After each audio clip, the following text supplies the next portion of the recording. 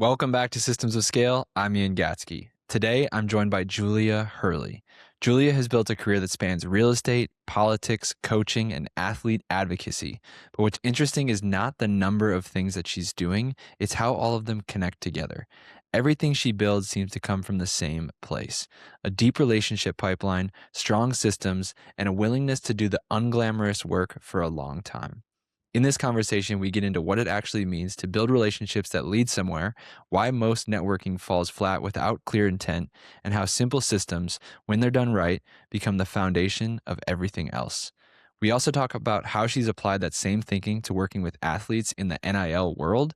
The level of structure that she provides for athletes is pretty much non existent outside of the work that she is doing.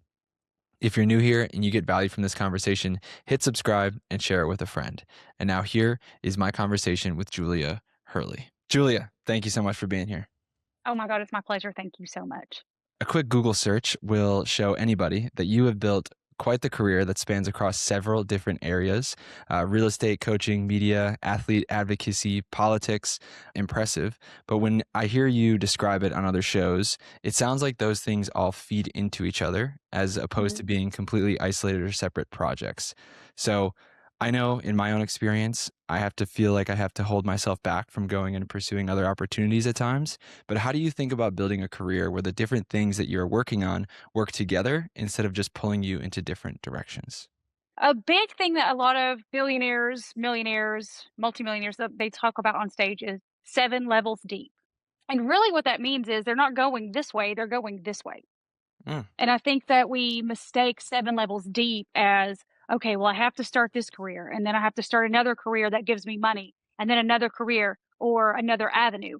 Really, they all need to work together. It's a linear 7 or more. You start the first one, you get it up and off the ground. It becomes wildly successful. And you can be amazing at just one thing. A lot of people are. Did you know that Colgate has a food line? It's no, but they are known for one thing. And then they go this way. They're like, well, we're going to take all the money here and all the clientele we have here.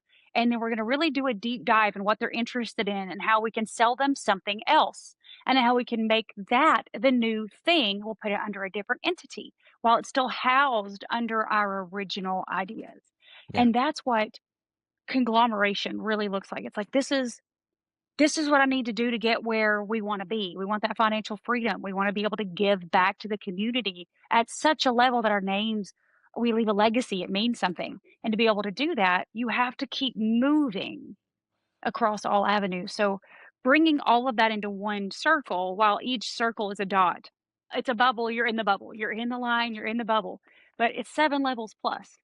Hmm. And it's just building on top of your existing clientele, listening to what their needs are. People's needs change, and being able to pivot and say, "Ooh, I can do that too. I just have to hire an extra couple of people because I have all the people already doing this," and then doing it. Yeah.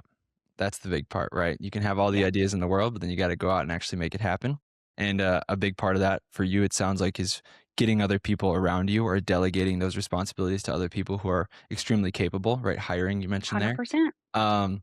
You start doing one thing and you get really good at doing that one thing, helping somebody with one specific problem.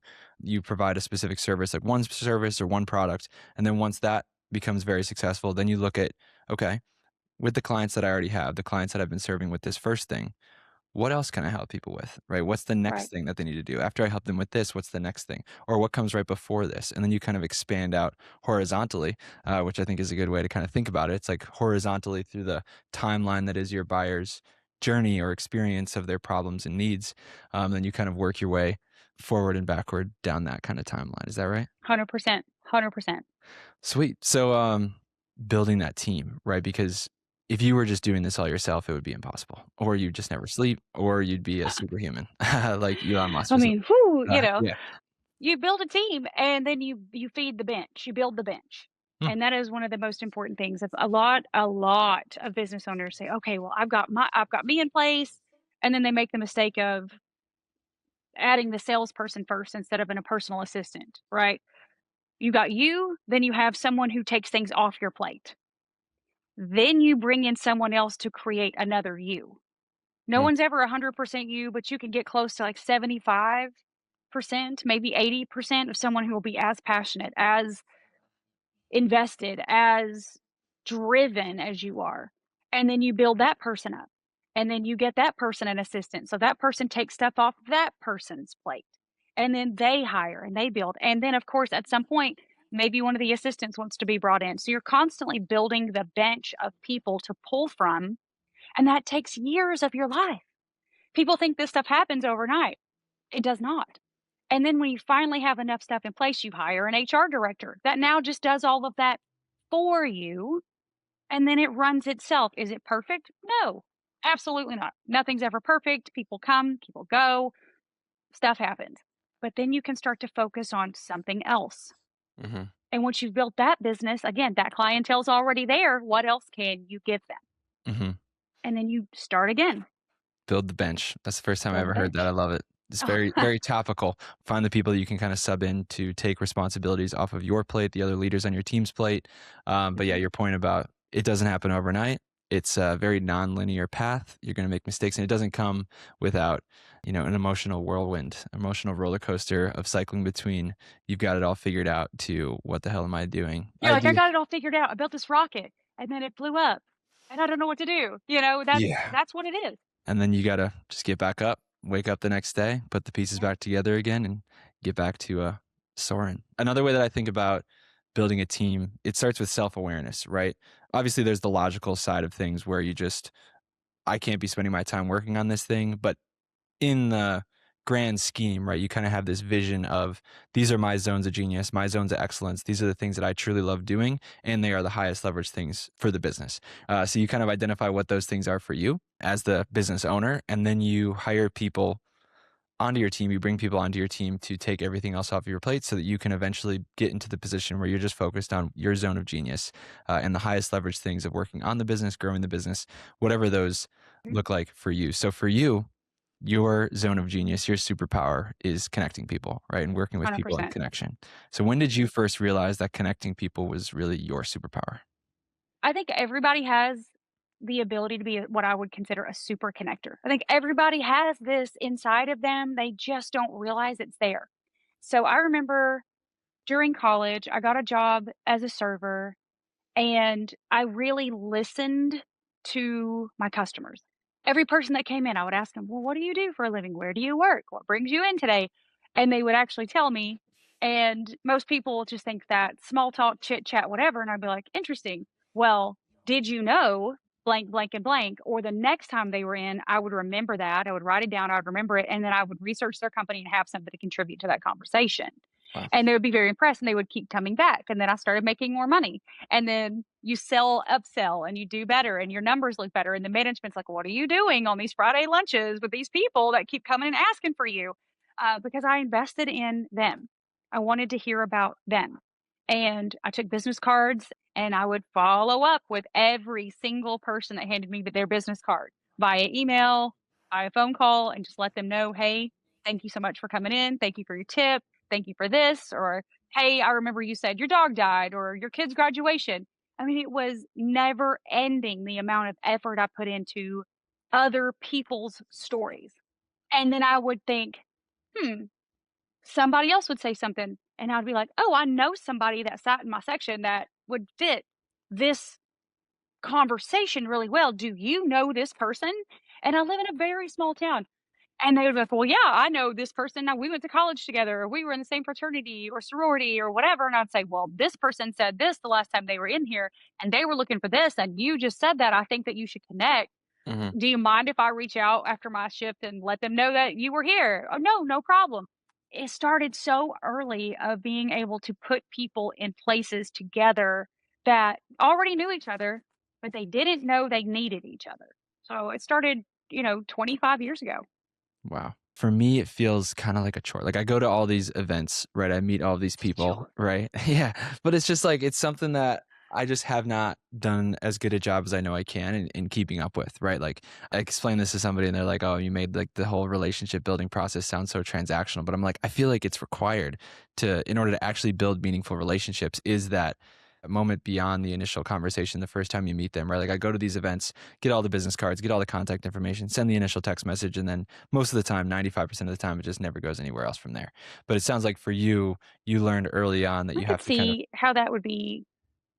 I can see that in a lot of Mhm. people. I think one of the biggest things that it is a hindrance, I would say, to people succeeding in relationship building, okay, is knowing what you're looking for in a relationship. So if you don't know what you're looking for, it is gonna be a transaction. It's like, "Hey, I Yeah. got your card. We had some small chat, some small talk, and now I don't know what to do with you." Really and truly, it's not necessarily you don't know what to do with them. You don't know why you were talking with them at all. You're not exactly sure how you fit into their life, so therefore they can't fit into yours, Yeah. right? If you are very purposeful in who you are connecting with, that will never be a problem. There are times where someone is so sweet and you know they are being so genuine and they are trying to get to know you and you know it is not a good fit. You know that they have absolutely nothing in common with you, that you will never see this person again. They are so excited to talk with you though. I did this in politics. You listen, you could stand there for 45 minutes and it doesn't matter if there's 200 people waiting to talk with you. You stand there and you make eye contact with that person and you listen because 100. that person, even if they have no business with you, will be your biggest fan or your biggest enemy. Yeah. And you need fans. Creating those super fans is a purposeful engagement. Or you get very important to the point where you have a handler that will then take you away from that situation so you don't look like the bad guy. 99% of the time, the rooms you're in are not purposeful. And a lot of people feel like they went there, they went to this event, they got something out of it, but they didn't leave with anything that would feel like a good relationship or want to do business with people or have those people want to do business with you. Then you were still in the wrong room. 100%. And I think it underlines the point that you can often come back to in a lot of different endeavors, whether it's trying to go out and build relationships or just going out and trying to achieve anything. But it starts with getting clear on what are you trying to do? Like what is being purposeful and clear in what you're trying to create or what you're trying to go do. Right. Like Mhm. so it starts by getting clear with what you're trying to achieve. And I think as you're saying that, I think I went into a lot of events, a lot of rooms without that clarity of like, okay, I knew that I wanted to go out and meet people, and that was it because I was new. I'm down in Arizona. I am new to the business scene out here. My first business that I was working with is up in Wisconsin, so I just like wanted to meet people, and that was kind of the extent of my purpose. I think that's what I got out of it. Right, I met a lot of people. Right, Right. I That's what you didn't. did. Right, exactly. Right. So I had to Right. clarify a purpose beyond just the meeting of people, but finding a specific. And then I guess that makes sense too, because now that I'm saying things out loud, which is the beauty of these conversations, is it forces you to kind of say things out loud and you learn things. But it's like if I went Right. into it with a purpose, you could communicate that purpose to the people that you're meeting. Because people will always ask you, like, oh, what brought you to this event or what brought you here? It's like, oh, well, I'm looking for somebody to help me do this or da da da da da.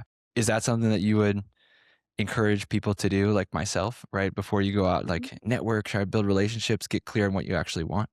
100%. When I started in the real estate industry, I went to all of the networking events for local agents, right? It was all of these real estate agents and they were networking with each other. And I thought to myself, these are my competitors. Why am I in this room?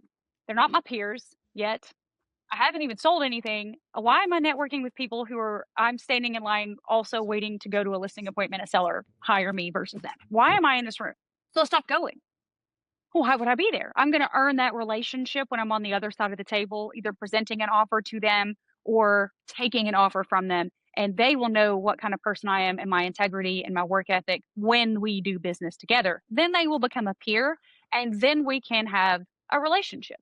But I don't need to be in the room with them. So I started looking for national events, big ones, huge ones. I want massive ones.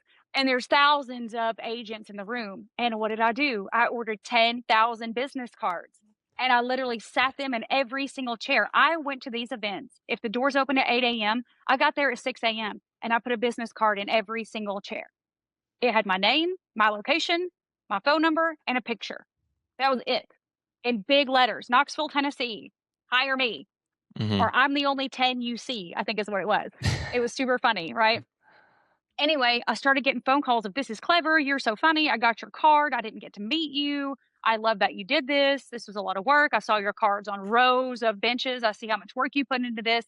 And then I was like, "If you have referrals, please send them my way. Can I get your full contact information?" And then I would set them on a drip campaign that I created. One text a month of, "Hey, how's it going in your area?" And I would have to put that area into each contact. A Mm. lot of effort went into these relationships, and then I started getting referrals from all over the country. Somebody's relocating to Knoxville. Well, I met somebody, I've got her card. She sends me a text message every month, and this happened over the course of 2.5 years. This wasn't overnight. And then I started selling 100 plus houses a year, Yeah. 100 plus a year.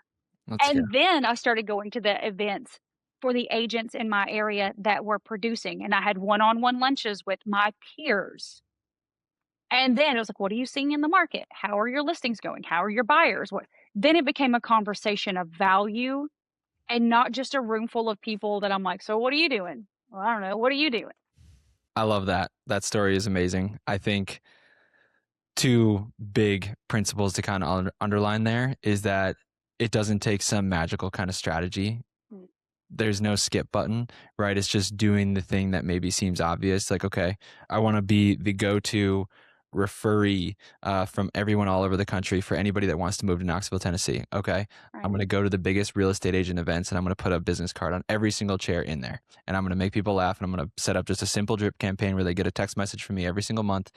And everybody could go do that right now, right? Mhm. Everybody could get 10,000 business cards, go to an event, but how many people have done it? I don't know if you go to those events anymore, but I imagine not many people are actually doing that.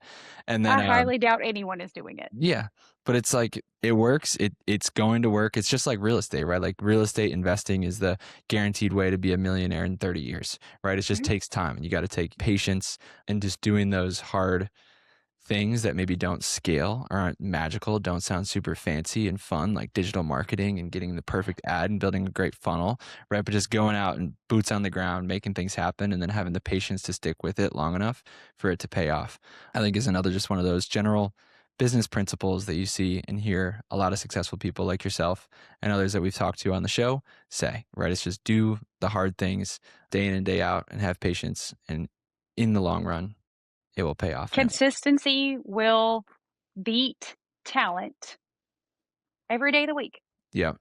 A great and twice on Sundays, yeah, as they there's say a in the South. right, and twice on Sunday. I love it.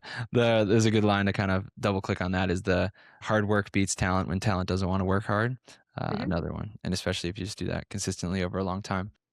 Are there any other obvious on paper, but things that you Yeah, did get early on? organized and stay organized.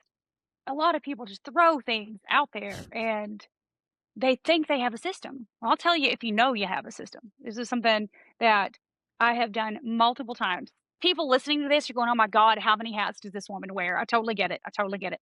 But I do this with my athletes. I want you to take a legal pad of paper with you everywhere you go for 24 hours.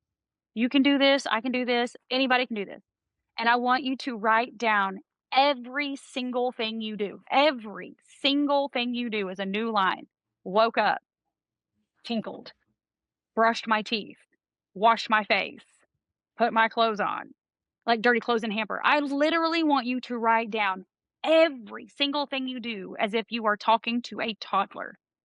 And then at the end of the day, I'm going to read through that list. And if I can't replicate everything that you did, you do not have a system.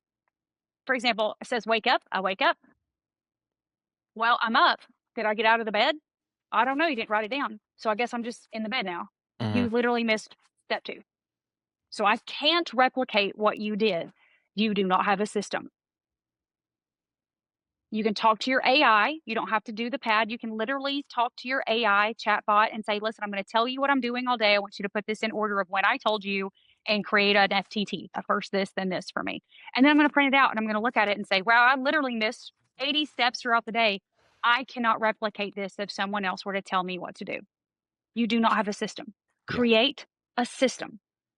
Then you can take that and turn it into a training manual. And then you can take that and then you can hire someone and say, "You do this step by step by step.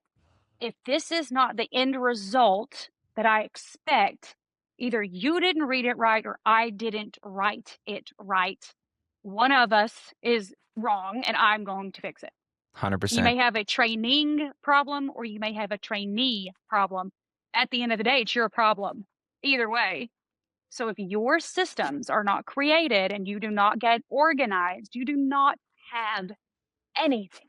And those systems are absolutely essential for effective delegation, right? In order to Mhm. get this thing effectively off of your plate and into the hands of, or into the responsibility of somebody else on your team, that they can take it over and you don't have to think about it anymore, you need to have those systems, right? And systems, SOPs, these terms were things that I had heard before, but as a first time business owner, 4 years ago, I had no idea what that actually looked like tactically, like tangibly. But it literally simply is just a written step by step process about how to do this thing the best way that we know how to get it done, right? In order to complete this task, this is the exact step by step process, the best way that we know how to do it.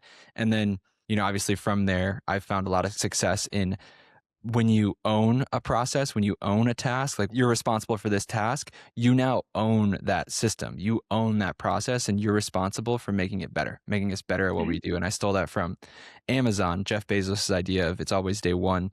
We never use the excuse of this is how he's always done it for why we do something, right? We're always looking for ways to reinvent how we do what we do.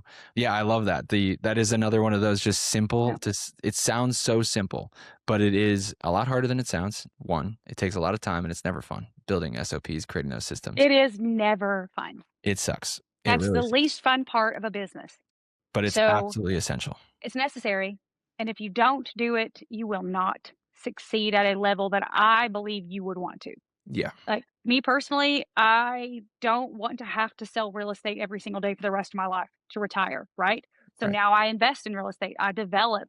I own multiplexes and multifamily, and I have this athlete sports management company, and we own part of a title company, and our stock portfolio, and Let's you know what I'm saying? Just name it. let's go. Name something that's literally started with our real estate business into contract management, into daily management, into personal management, into coaching, into training, all revolving around systems and models that were created for one business. And they just have to be carried to a new one. Exactly. And to your point, if you want to grow to the level where you don't have to be involved, like beyond just financial growth, right? Obviously, that comes when you hire and you delegate, you can take on more, you grow your capacity. But if you want to get to the point where you're no longer involved as the owner and you can get out of working in the business to working on the business, you have to delegate, right? And in order to Mhm. effectively delegate, you have to create these systems. A couple of years ago, I built this tool that I've continued to update over time, but I call it the Systems Assistant AI, where it will guide you through that process and work with you to creating those systems for any task in your business. So I'll leave the free DIY, build it yourself, completely free link in the description. So if you want to set up your Nice. own systems assistant that's trained to know everything about your business and then guide you through creating those systems for your company, just click the link. No opt in, no email, none of that. Just go get it. I want you to Nice. be able to have that resource to help you out. But with everything that you have going on, do you feel like one of them feeds the greater machine more than others? Is it the one you started with? Mhm. Is it the real estate business that It's always going to be real estate. I cannot recommend real estate enough to people. I just cannot. And it is overwhelming, and real estate is very difficult. Being a landlord is very difficult. Dealing with people's personalities is very difficult. Dealing with negative income sometimes is very challenging. You have to really want it to work for real estate to work. You have to work it. And 14 years of experience in selling, owning, brokeraging. Now I own the brokerage at the boutique firm. So now I have employees. I have other people. I have other agents. Other people are doing this for me. It's exactly what everybody wants, is to build something that lasts, but it's 14 years later. Well, during this 14 years, we're about to see not a crash, but a downturn for the first time in my actual career. Now, I experienced it in 2008 with my older, wealthier friends who lost a lot during that. I don't anticipate it being like that. But if there was not a system in place in my life to guard against any potential downfalls like that, then somebody who had been working for a decade over the last decade and didn't plan for that possibility of the business cycle coming up and coming down could possibly lose everything right now. This is going to be that kind of year. And 2026 will be a very bad fiscal year for a lot of businesses and a lot of people. And the people that are smart, the businesses that are smart, have prepped for that. When it is a success, that is when you dig in harder. You dig in hard. That's when you double your advertising spend. That's when you save the money. You don't go on luxury vacations and buy luxury things.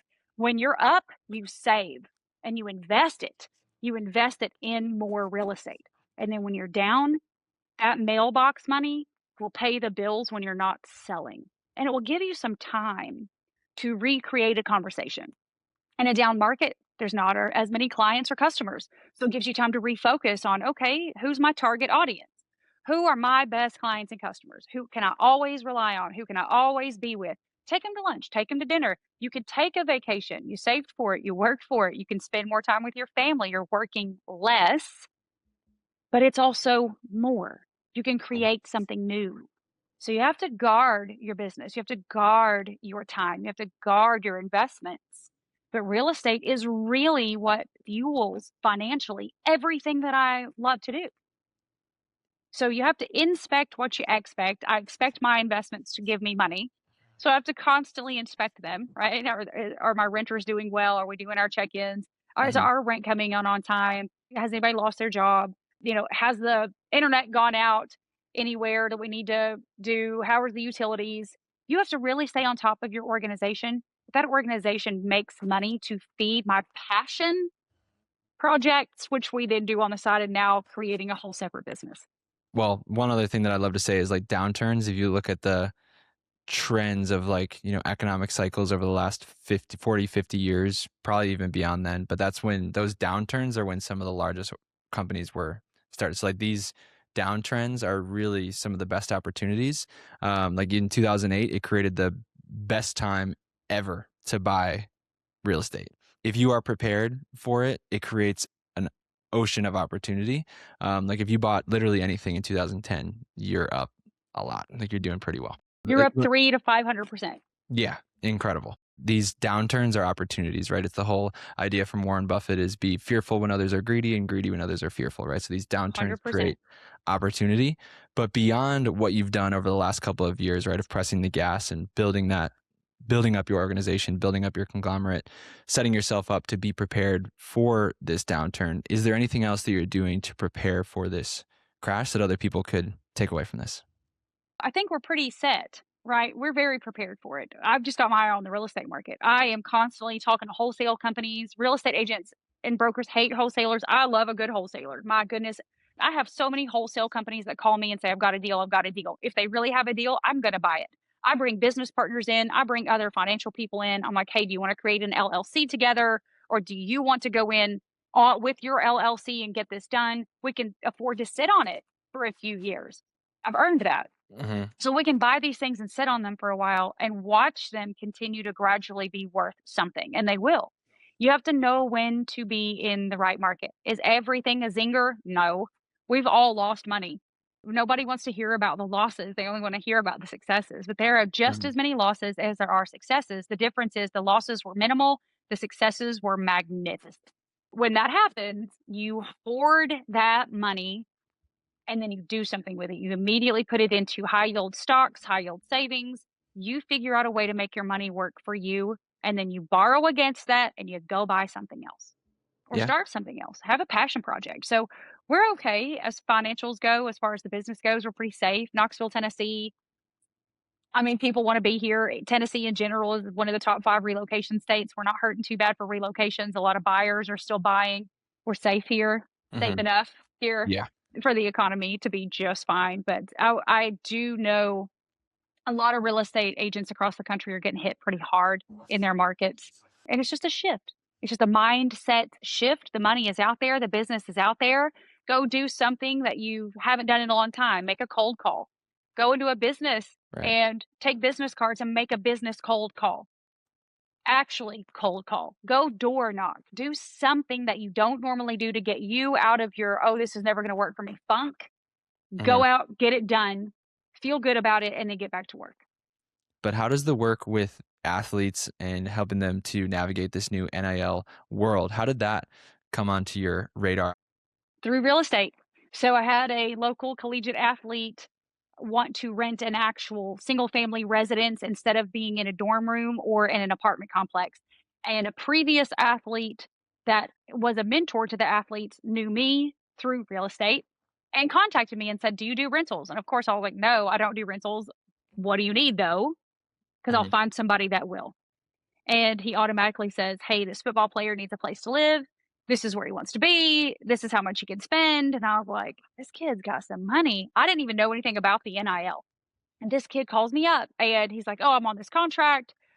This is how much money I have. This is where I want to be." I'm like, "Oh, well, I have a guy that owns 100 houses in this area, 100 doors. Let me call him, see if he's got anything. No problem. You don't owe me anything. I don't do rentals, right? Like, this is not going to become a thing. I'll just help you because you are a player who is a friend of a previous player. No problem." So I call my friend. "You got to open it." He's like, "Oh, yeah, I just finished a house today. Bring him by." Here we go. So I Awesome. bring the kid by.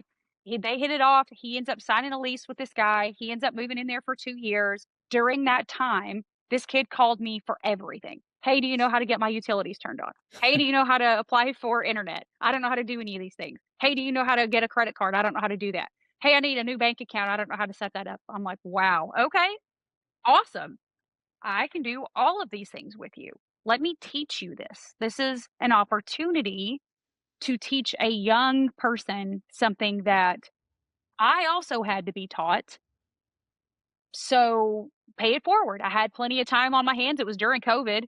We had so much time during COVID Yeah. open to do new things. We could sell houses over the phone, over Zoom. Nobody cared. Nobody wanted me to actually work. They just wanted a contract. Right. Just taking a phone call, write a contract. Okay, great. I had plenty of time. I helped this kid out quite a bit, taught him a lot. We worked together for years. This kid still comes to my birthday parties. He comes over for Christmas Yeah. and locker room talks. So then he started telling all the other guys, "Hey, if you need any of this stuff, call Julia. She's the best." And they Well, started calling.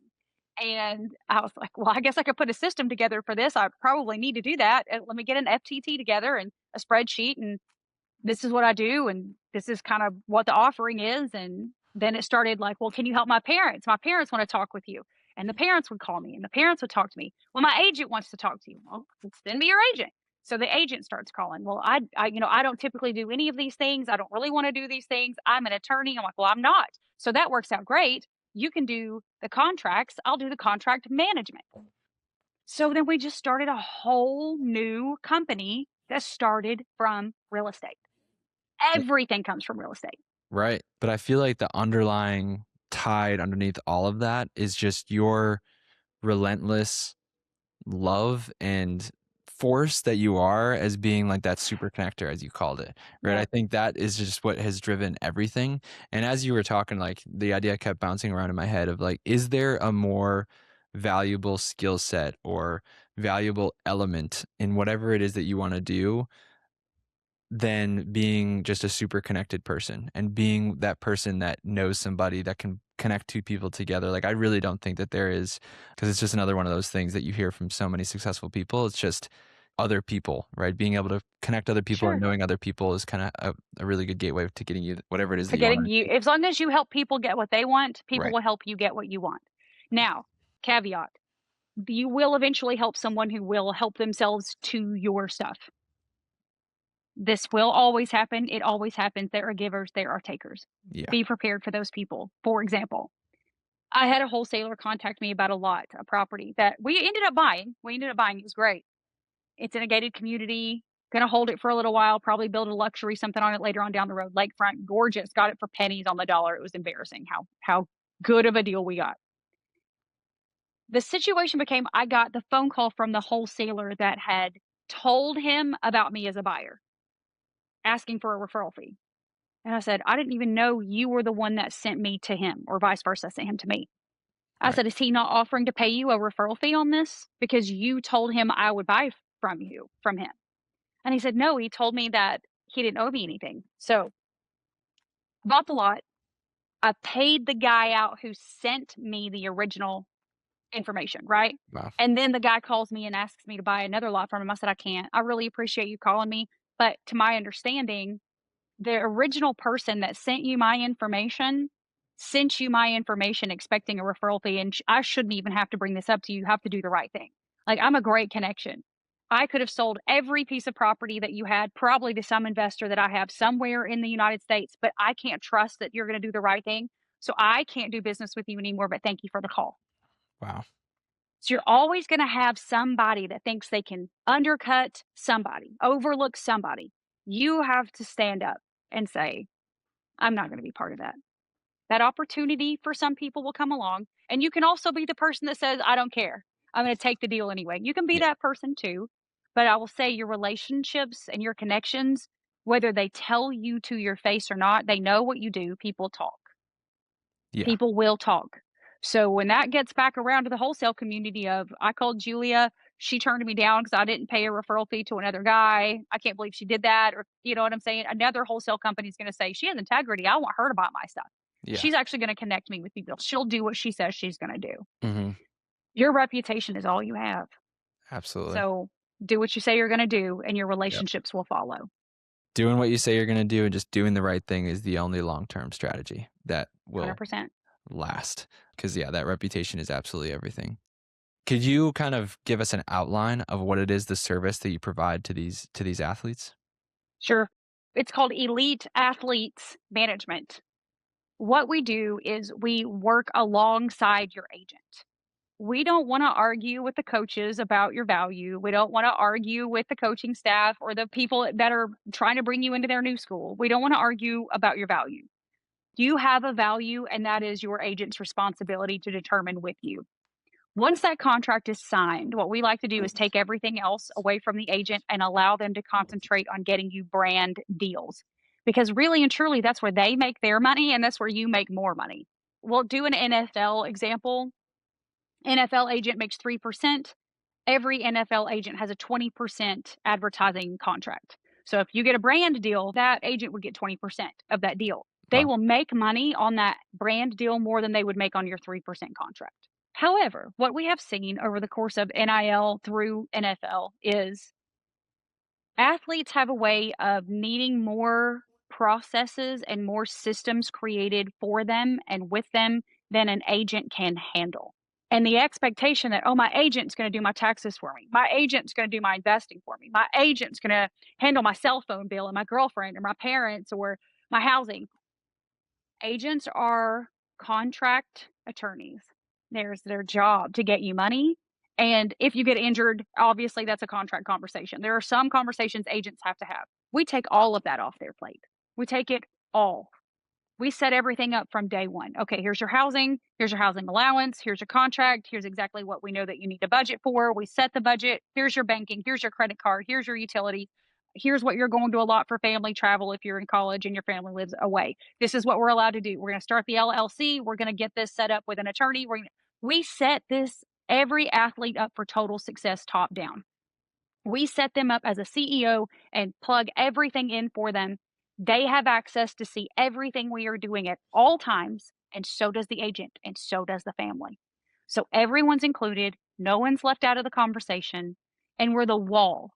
We are the wall that people break themselves against to get to these kids because it's 24/7. It will be, oh, well, I used to do investments for some random football player 20 years ago and I sent you a private message and this kid gets bored on Instagram and messages them back and then all of a sudden they think they've got a cell phone number and have a reason to call or show up. No, no, no, no. You talk to me. You talk to me to get to them. And then I'll talk to the agent and we'll both decide if you need to get to them. Yeah. So I take all of that off of the plate. And it has turned out to be one of the most incredible experiences of my life. I love it. We do mentorship programs. If the kids don't make it pro, we set them up ahead of time for scholarships after the fact. 3 of our kids are homeowners and they're still in college. Amazing. One of them is buying investment properties. It's teaching real estate. Again, how to Yep. take care of generational wealth is very important. But if they don't make it out, okay, well, let me set you up with a career then. This was your major. I know connections all over the country. Where do you want to be? I'll get you some interviews. I'll make some introductions. I'll help you prepare for that. We'll mock interview and make sure that you're ready to go. It is more than just management, it's mentorship. Yeah. And we take all of that off of the agent because the agent's job is to make this kid money. And this could be the only time in their life they'll make this kind of money. It's a big possibility.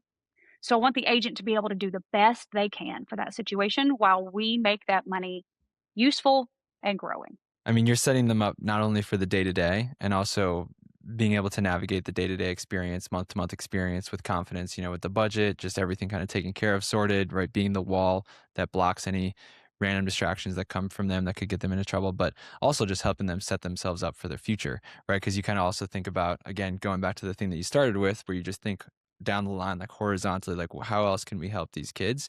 Not only where they are now, but how can we help set them up for their future with maybe an investment opportunity, helping them get into the world of real estate or helping them to secure a job and connecting them around the world. Like that's around the country, an incredible, incredible service. That's amazing. How many athletes do you have Yeah. enrolled right now? 13. We went from one kid, Yeah. one kid who just needed somewhere to live, to 13 kids in 4 years, and one is in the NFL. So we Wow. do have an NFL athlete Let's now, go. and that has been amazing That's to deal so with. cool. Amazing. I love it. So we learned so much about the processes.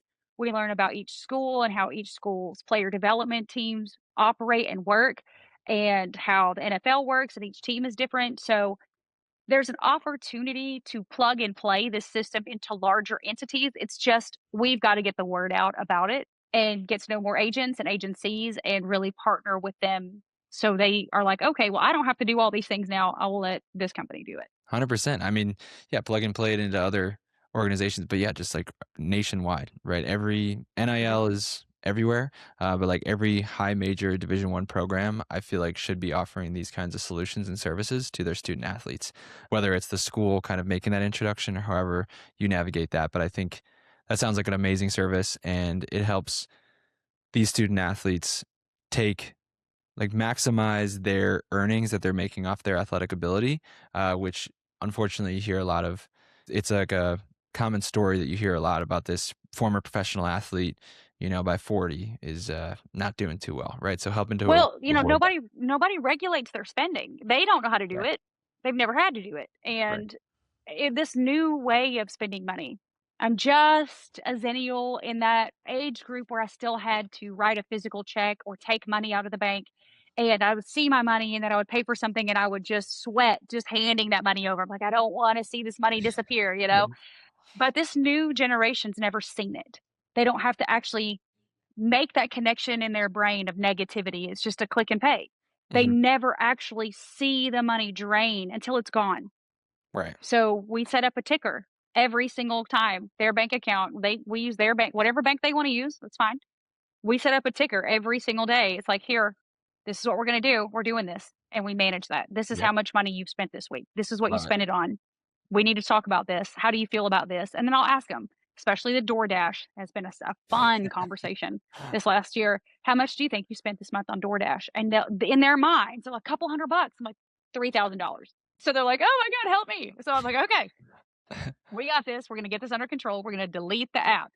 We're Yeah. deleting the app from your phone. That's what number one step is. We're going to delete the app, and then we're going to go grocery shopping, and we're probably going to end up hiring a personal chef to cook meals in your home and pre-make some stuff for cheaper than what you're spending on DoorDash. Right. So It's amazing. just teaching that. Let's move you in this direction, one step at a time. That's so cool. And I mean, my brain's already flying with just how, like, the ideas of what this could look like in the future, where almost like former, like, I don't know if this is something you're doing already, but pairing them with a mentor of somebody who's gone through this process. Obviously, NIL is super new, but 10 years down the line, maybe you have the athletes that you're working with right now could be mentors to other athletes, and helping to guide them and That helping would them be navigate that process. wonderful. I Yeah. hope that we have enough amazingly successful athletes that come through this with all the things that we are mentoring and teaching, and that can happen. If they don't make it pro, they need to come into the fold. They can get their real estate license. They can Let's come go. work at the agency. That would be Let's great. go. Yeah, because I mean, student athletes are some of the hardest working people on the planet. They're the best people. So, where's your focus at right now with how you grow that business? So we just set up our website. We just set up our social media accounts. It's only been 4 years, and it is more than I ever expected. And I am taking so each kid gets a notebook. I am a handwriting kind of person. I really like to handwrite down everything, every piece of information, social security numbers, driver's license numbers, NCAA numbers, student IDs. I like to make sure that all of their information, insurance, all the things is in one place. So bringing all of that into an FTT. So now we have an entire plug and play. This is the preset for all of the logins and passwords we're going to need. It's automatically set for any student. So we literally just pull that up and say, okay, new kid, name at the top. Boom. This is what we need. Fill all this in. If you don't have any of it, leave it blank. That tells me what we need. So now I have that plug and play. It's like, okay, now I know what I need to work on. Now I know what we need to do together. This is the time we're going to meet. Here's a Zoom or here's my address if you're local.